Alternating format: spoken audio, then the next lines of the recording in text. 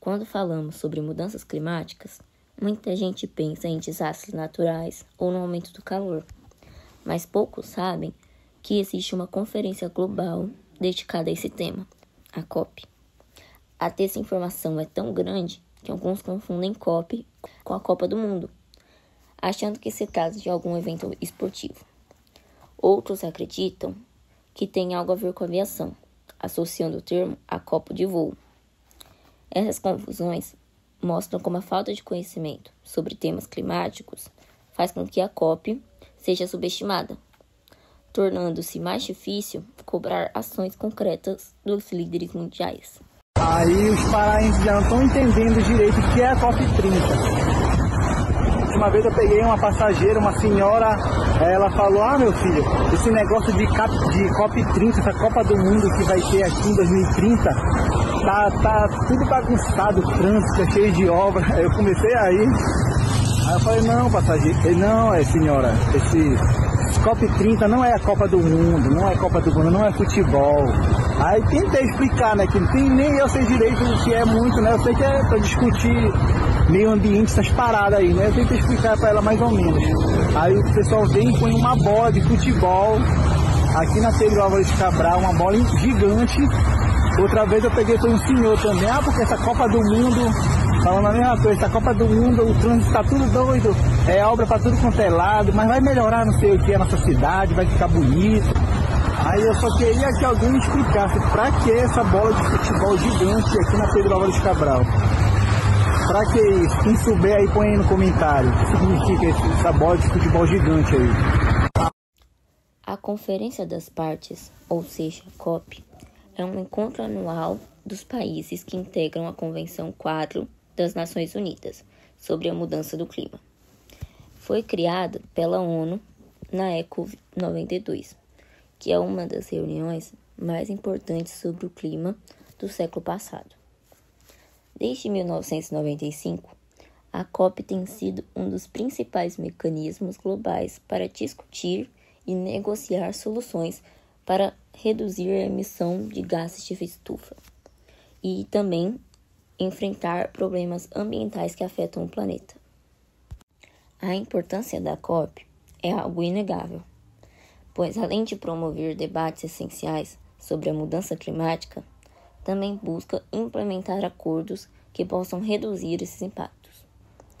Um dado alarmante que foi revelado pela última conferência indica que os últimos 8 anos podem ter sido os mais quentes já registrados na história, o que reforça a urgência das discussões realizadas na COP. Antes da gente falar das edições passadas, é importante entender que cada COP é uma peça de um quebra-cabeça. O que foi decidido no passado influencia diretamente o que será negociado agora e no futuro.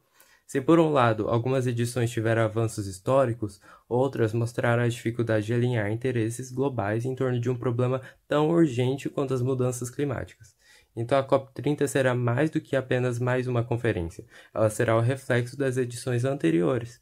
Conhecer esse histórico nos ajuda a entender onde estamos e o que precisa mudar daqui para frente. Lá atrás, em 1995, aconteceu a primeira conferência, a COP1, em Berlim. Ela foi o pontapé inicial para as negociações climáticas globais e estabeleceu a base para a discussão de metas e prazos de redução de emissões, com foco nos países desenvolvidos. Ou seja, a gente reconhece que os países ricos tinham uma responsabilidade maior, já que foram os maiores poluidores históricos. Essa conferência abriu caminho para o que viria nas edições seguintes. Em 1997, na COP3 em Kyoto, o mundo deu um grande passo com o Protocolo de Kyoto. Foi o primeiro acordo com metas obrigatórias de redução de gases do efeito estufa. Apesar do avanço, os Estados Unidos, que são um dos maiores poluidores do mundo, não ratificaram o protocolo.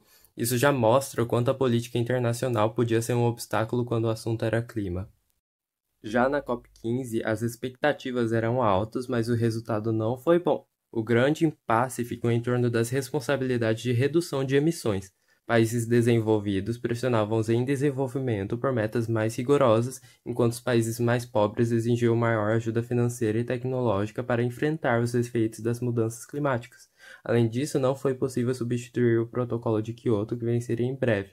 Por outro lado, a COP15 trouxe um reconhecimento importante das florestas como uma ferramenta vital no combate ao aquecimento global.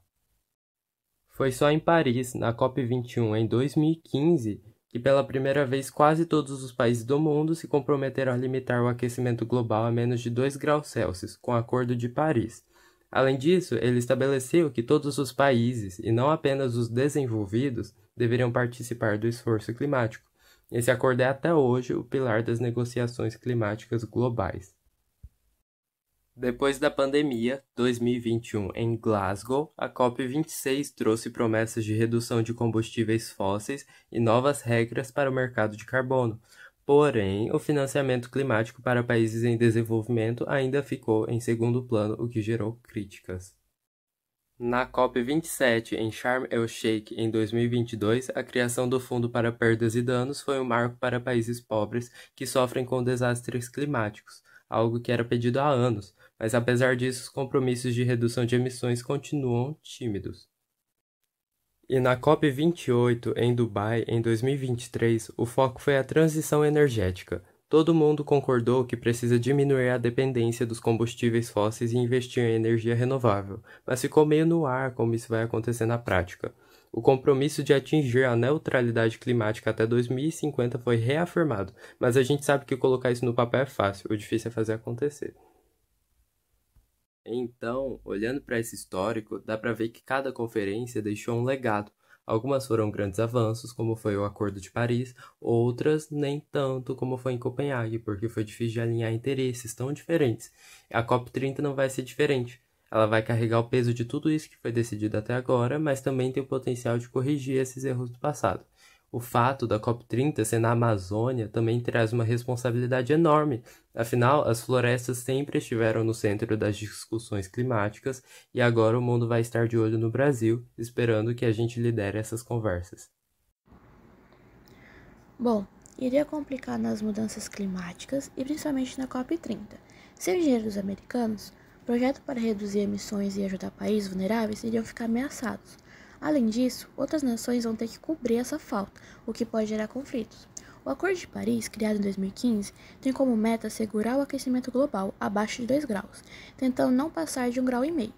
Com os Estados Unidos pulando fora, os esforços globais perdem as forças e as negociações ficam ainda mais difíceis.